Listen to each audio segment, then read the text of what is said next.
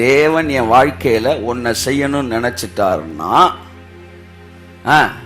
என் வாழ்க்கையில யாரு எனக்கு பிரச்சனையா இருந்தாலும் அவைகளின் மத்தியிலே தேவன் அதை நிறைவேற்றி முடிப்பார்.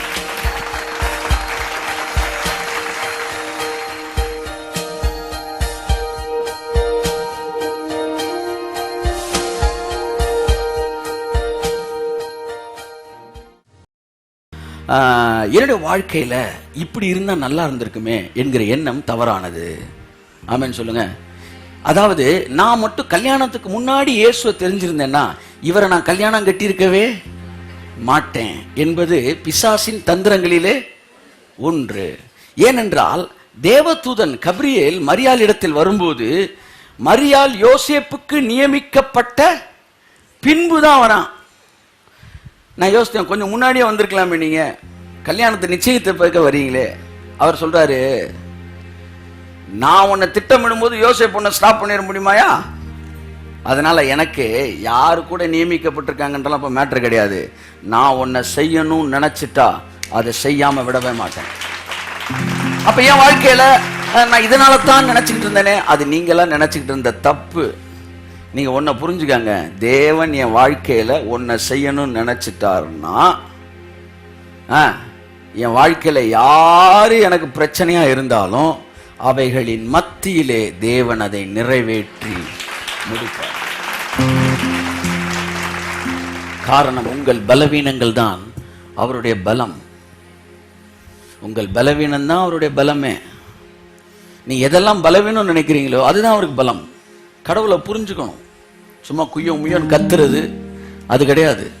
அவர் யாரு? உம்மை அறிகிற அறிவின் மேன்மைக்காய் எல்லாவற்றையும் நான் நஷ்டம் என்று விட்டேன். அவரை புரிஞ்சுக்கிட்டா அதுக்கு பேர் தான் விசுவாசம். ஆமென் சொல்லுங்க. ஒரு ஆளை புரிஞ்சுக்கிறீங்க பாருங்க, அதுதாங்க விசுவாசம். உங்கள் தேவன் யார் என்பதை நீங்கள் புரிந்து கொள்வதே விசுவாசமா இருக்கிறது.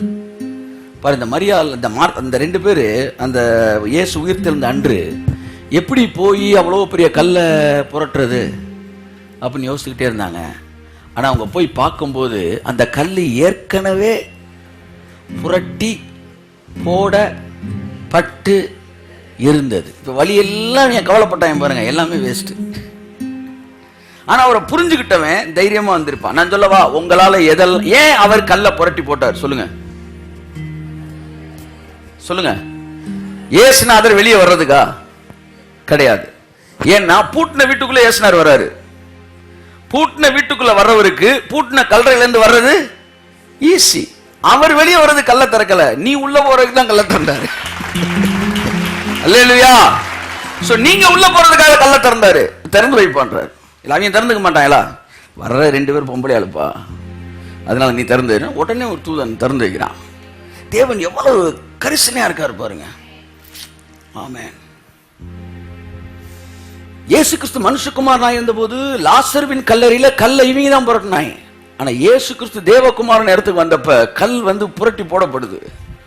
இதுதான் உயிர்த்தெழுந்த பின்பு நமக்கு இருக்கிற விஷயம். அவர் சிலுவைக்கு போற வரைக்கும் எல்லாமே நம்ம தான் புரட்டிக்கிட்டு இருக்கணும். லாசரு கல்லை இவங்க தான் புரட்டினாங்க. ஆனா சிலுவைக்கு போன பின்பு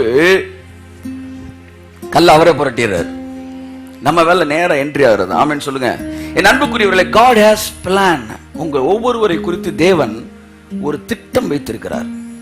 அந்த திட்டத்தை அவரே நிறைவேற்றி முடிக்கிறவராய் இருக்கிறார்.